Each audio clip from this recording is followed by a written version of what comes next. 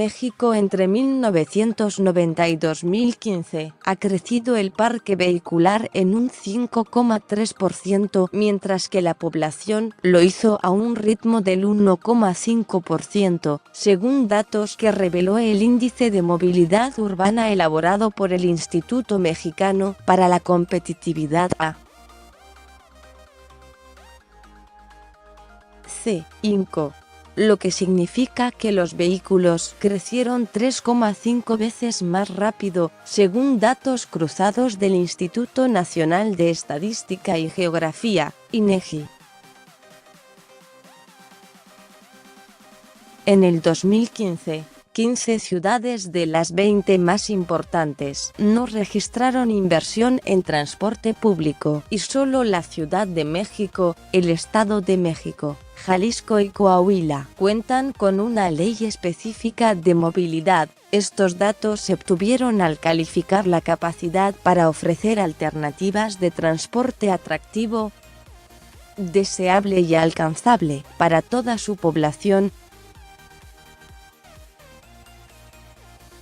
A pesar de eso, el Valle de México, Saltillo en el estado de Coahuila y Guadalajara en Jalisco presentan un nivel de competitividad adecuado, debido a que estas ciudades tienen una mejor alternativa de movilidad, lo que representa un mejor desempeño en la producción y el bienestar social e incide en que haya un índice de crecimiento 2,3 veces más rápido y hasta en los salarios más competitivos. La vía Tampico-Pánuco tienen un nivel de competitividad media-baja, mientras Villahermosa en Tabasco y Acapulco en Guerrero presentan competitividad muy baja.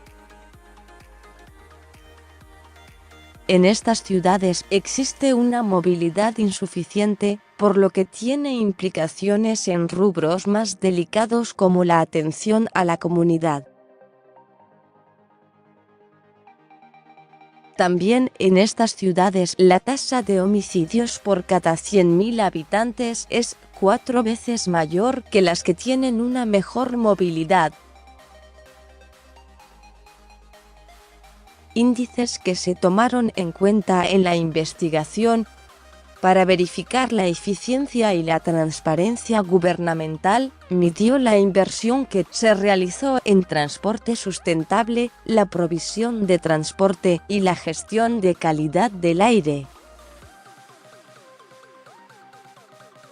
En este sentido, el Valle de México ocupó el primer lugar, y en último, el puerto de Acapulco.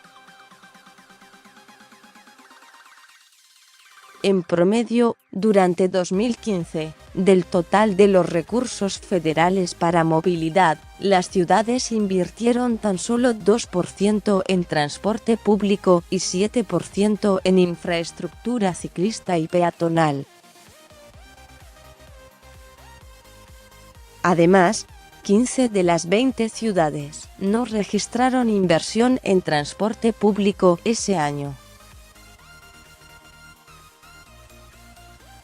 Asimismo, se analizó la regulación, que mide la existencia de un marco normativo que promueva la planeación adecuada e implementación de la movilidad de la ciudad.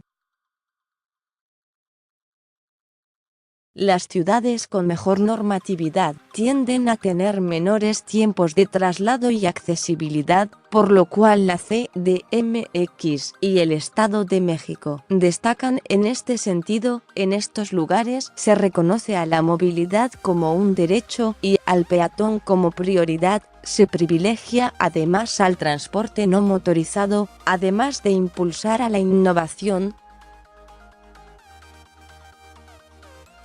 En cuanto a infraestructura, que mide las percepciones que tienen los usuarios sobre el funcionamiento de los servicios, en primer lugar se encuentra León en Guanajuato, y en último la ciudad de Querétaro. Entre estos se encuentra el desempeño de choferes de camiones, limpieza de unidades y cobertura de las rutas. En promedio, en 2015, El 67% de los usuarios del transporte público en las ciudades de la muestra consideraron que la cobertura de la red fue suficiente. Sin embargo, el 41% de los usuarios esperó mucho tiempo entre unidades y el 64% cree que las unidades están en mal estado.